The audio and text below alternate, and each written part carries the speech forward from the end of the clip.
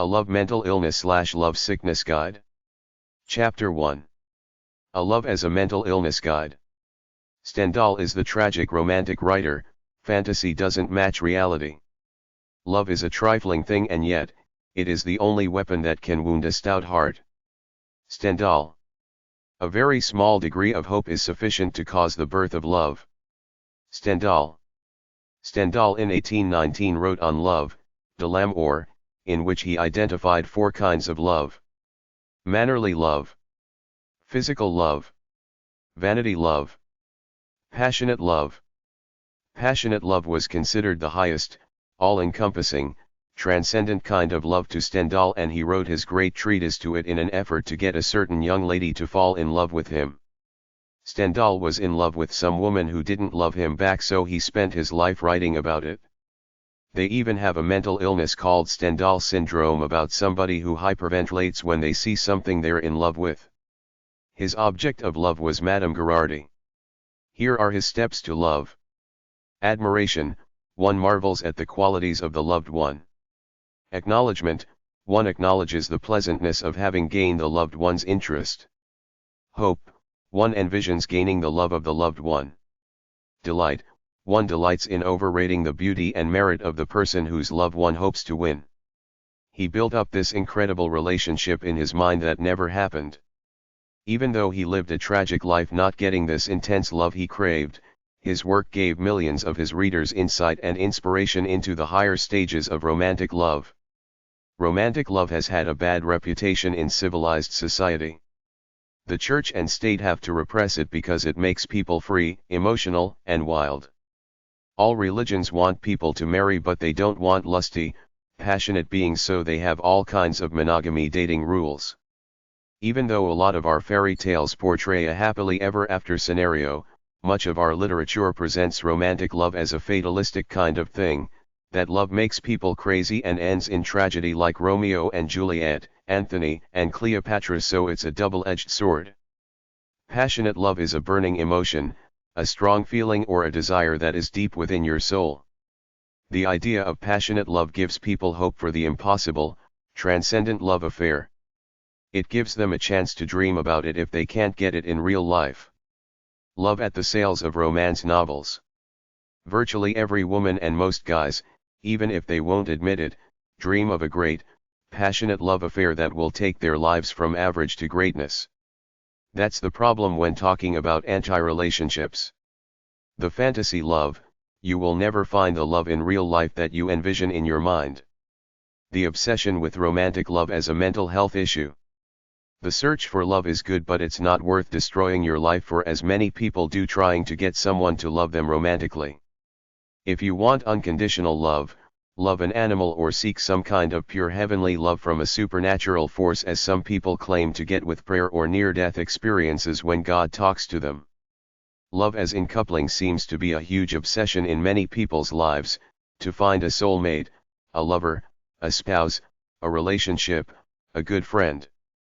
This is way more important than this noble idea of self-actualization that humanist psychologists point to as the driving force of humanity, which I think is a crock, because most people are interested in feeling good right now, as in getting high, good food, entertainment, etc., rather than trying to do something urgently inspired, positive and good for humanity. So I say, stop shoveling the bullshit of self-actualization in your textbooks.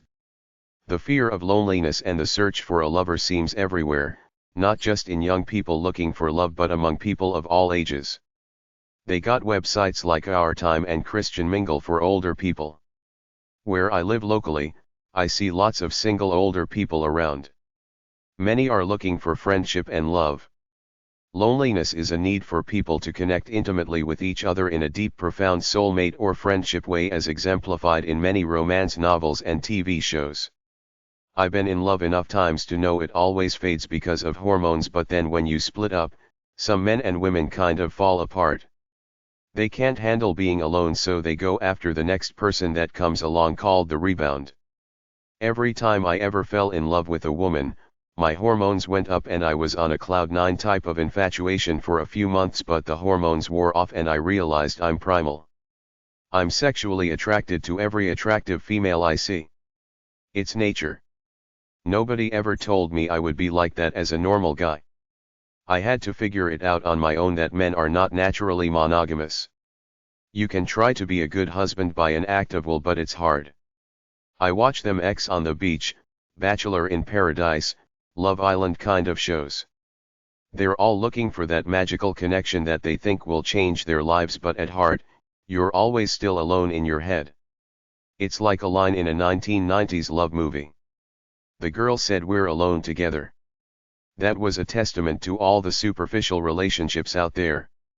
Loneliness is always there in almost every woman and many men, although they hide it more. Men are never supposed to admit they feel lonely. Married people often feel alone in loveless relationships. Many single people are looking for a true love. I watch those Real Housewives shows made up of older women, many single. Pretty well all of them are still looking for a man at their advanced ages. The field of psychology barely covers this need for romantic love as a big need or high motivator in life. Most people aren't looking for self-actualization, whatever that is. They are looking for love. I wrote a dating book over 10 years ago and I just fixed it up to put it in audio form on YouTube. Somebody said there are 70,000 dating websites out there.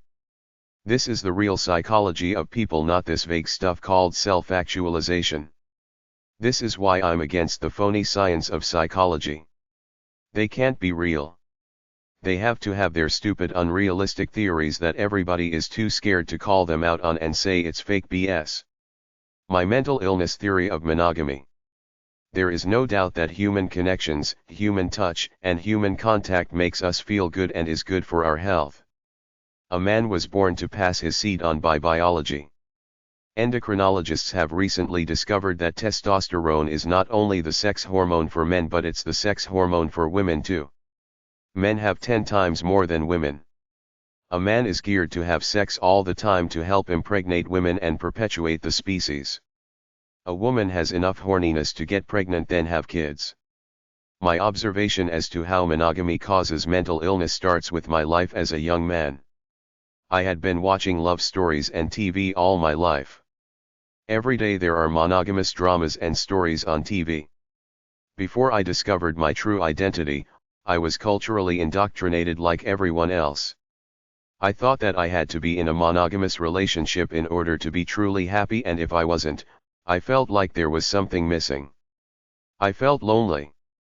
Looking back on it now, I realize that we can be brainwashed to feel lonely because we're constantly bombarded by the message that society sends to us that you cannot be truly happy and fulfilled unless you are in a monogamous relationship.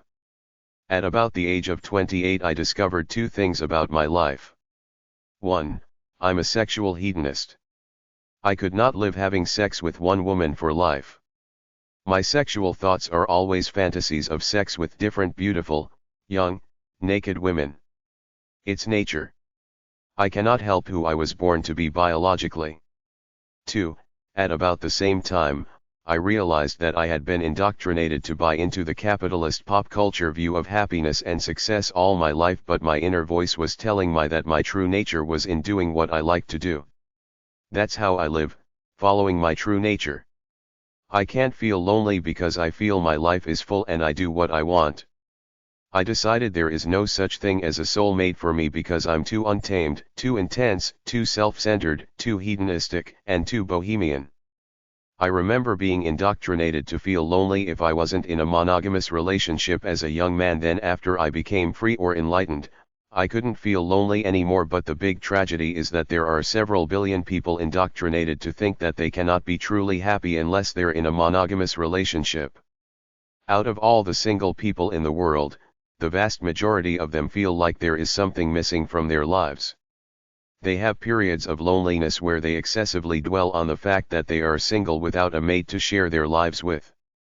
This is reinforced every single day when you see loads of love stories and shows about couples on TV, hear love songs on the radio, see couples walking down the street with their baby strollers, etc. Most single women, regardless of age, except for the ugly, fat ones who know they can't attract a man, feel lonely a lot. That's why so many are on depression drugs. Most single and divorced men I have ever been friends with talked about their desires to find a mate. Many don't even consider any other option. Like I told one guy who was charged with domestic violence, what's the big deal? You don't have to be in a relationship for a while if it's giving you a big headache. It was like it never occurred to him that he didn't need to be in a relationship to live a good life. The only single men other than hedonists like me who don't want to be in monogamous relationships are the alcoholics and the regular drug users. I'd say at least 15 to 20% of all men are hooked on intoxicants, which kills their sex drive and subsequently their desire for romance. The moral to the story is live by your own standard, where you find happiness through what you do regardless of whether you are in a lovey-dovey relationship or not. Don't dwell on the fact that you are alone then feel lonely because of it. Release most of your natural energy every day as your first allegiance in life to earn your self-respect, feelings of euphoria and sense of well-being. When you live like this, you can't help but feel good almost all the time. Do some people have a fixation on their mothers that dooms love? When I was about 19, I was in a literature class with only 2 students. We read Sons and Lovers by D.H. Lawrence. The teacher kept saying the main character, Paul Morrell, was so fixated on his mother, that he would never find a woman to love. This was written around the time of early psychology with the subconscious mind thing going on during the 1910s. There were 2 girls. Clara Dawes represented passion. Miriam was the good girl. Paul couldn't fall in love with either of them because he was fixated on his mother. We used to call some guys mama's boys. There is a point at about 18 where a mother should distance herself from her sons to let them go out into the world and explore life on their own. I remember stories from my life about guys being fixated on their mothers such that they would never find a girl as perfect as their mother's love. This is all from the era of psychoanalysis, when psychobablists thought that your childhood ruled the rest of your life. Before mental health drugs, psychiatrists made their money by talking to patients in endless therapy sessions. The thing they talked about was the patient's past childhood. The idea was that something broke during childhood, now they had to find it to free the patient. I think it's bullshit. Get over it. Live your life. Have the guts to get into a relationship. If you don't, it probably doesn't have anything to do with your mother. It's about your fear of intimacy, which is more common than we admit to. How many 30-ish guys are around who play video games in their mother's basement? I saw a Japanese documentary where they did an intervention on 2 brothers who lived in a room playing video games for 2 years. The Neurotic Search for Love. Citizen Kane has been rated as the greatest movie of all time. This is because it exposes how destructive existential loneliness can be.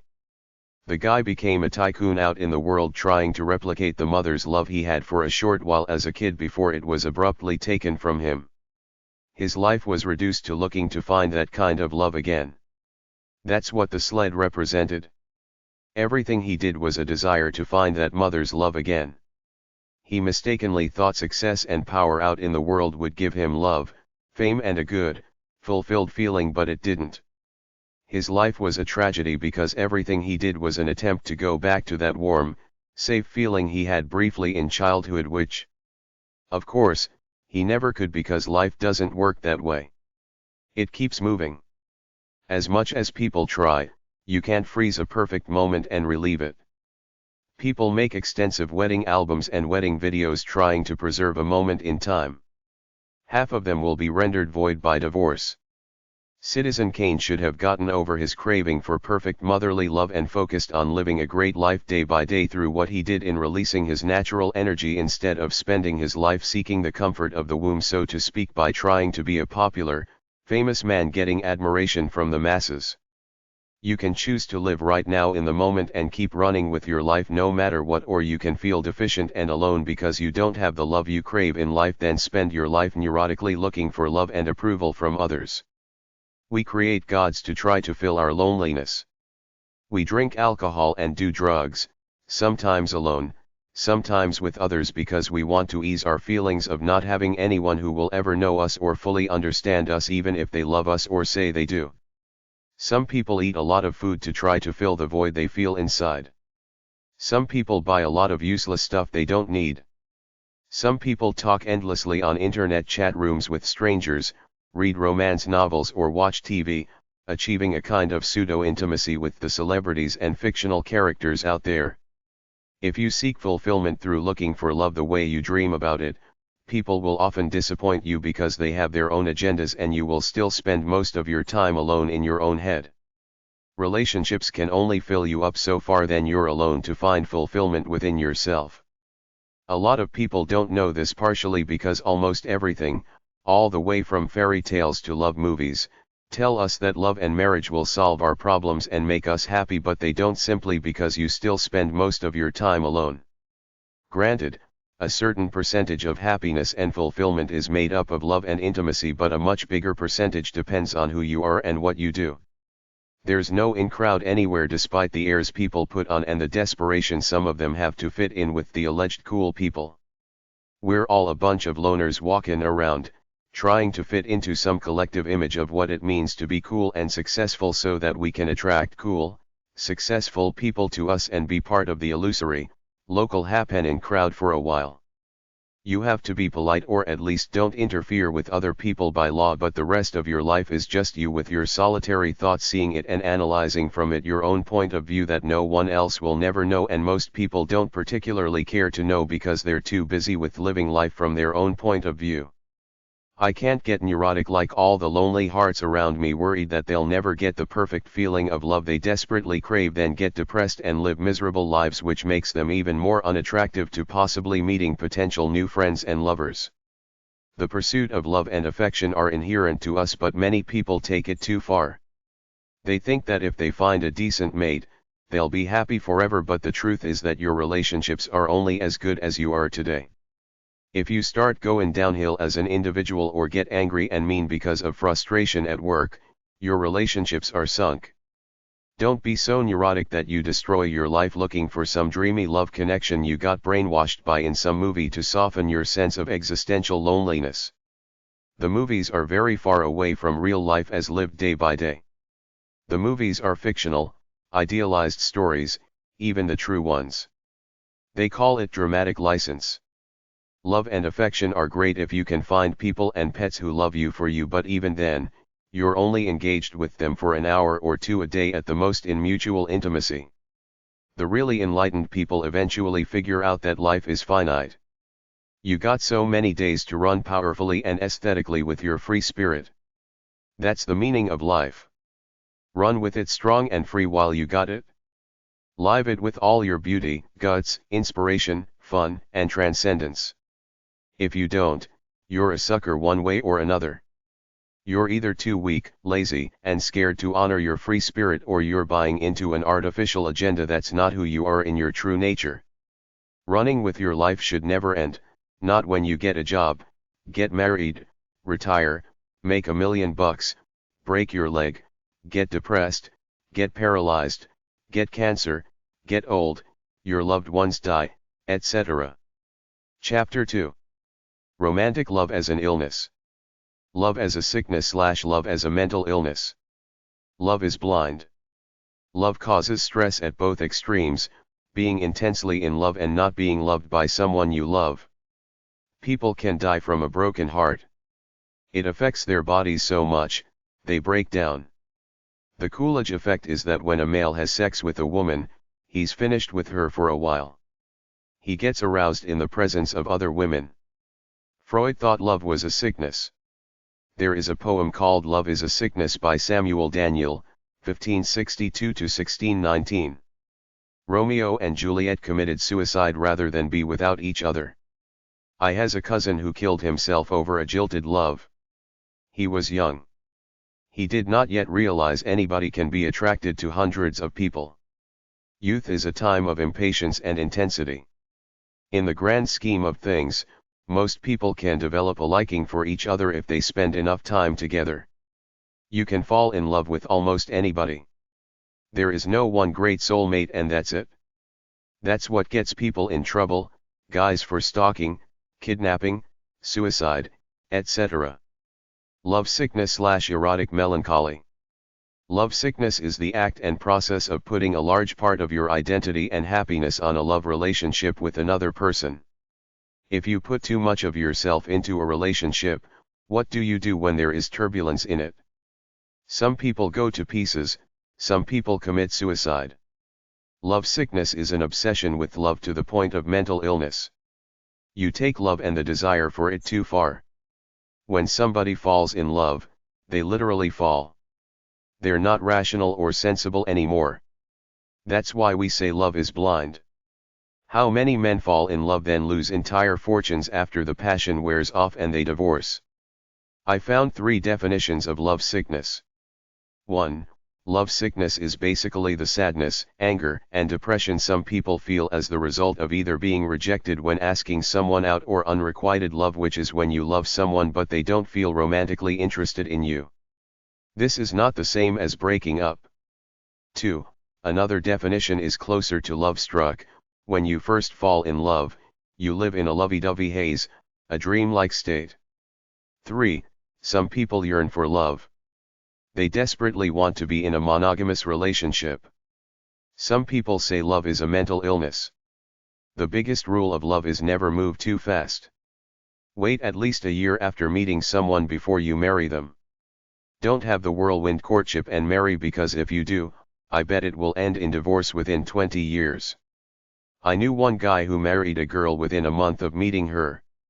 The marriage lasted 15 years but they still divorced. She was aloof. He was passionate. They should have been together long enough to see it and not marry, but they married then realized they were different people. He wanted sex and romance. She didn't.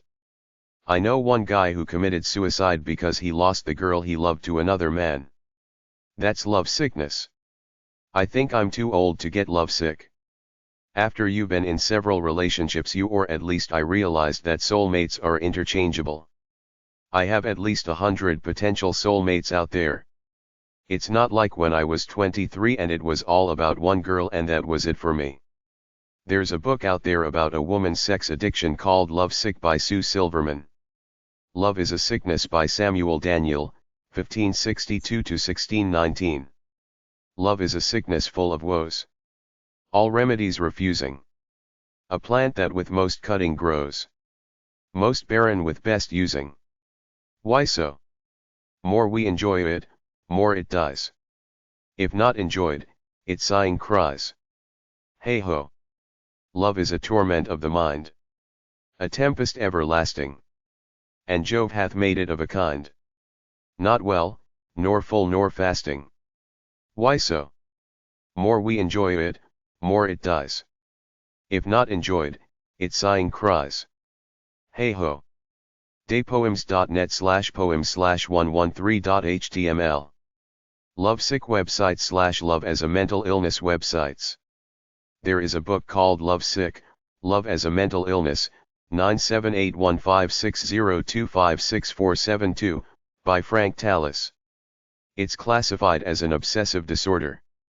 franktallis.com/lovesick.htm en.wikipedia.org/wiki/love_sickness animenewsnetwork.com/review/your-love-sickness answers.com/topic/lovesickness arta-and-popularculture.com/love_sickness articlespehere.com/article/why I think lovesickness is cesareal disease/133560 bbc.co.uk/worldservice/learning English/news English/Britain/love_sickness_comments.html brainwaves.cora.ante.com/archive/2007/is_lovesickness_a_psychiatric_disorder.php Is lovesickness a psychiatric disorder?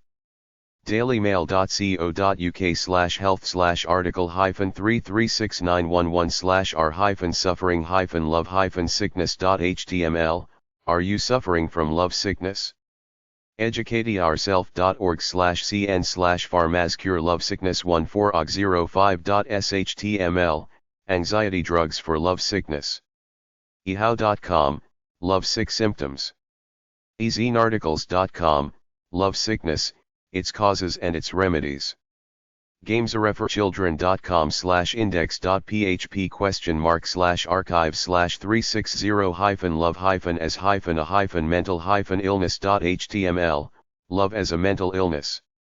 iloveyo-relationship_advice/love_sickness.htm. junemanga.com/book/685, Your Love Sickness. Lovesick.4d4films.com, a story of breakup. Lovesick.ru. Lovesickfools.com, Lovesickfools offers articles on dating, love and romance. marieclaire.com/sex-love/relationship-issues/love-sick. mdbell.com/dofus/2005/1/12/Kierkegaard's Lovesickness unto death or Kierkegaard return s4love.html, Kierkegaard's Lovesickness unto death. NewYorkTimes.com, watching new love as it sears the brain.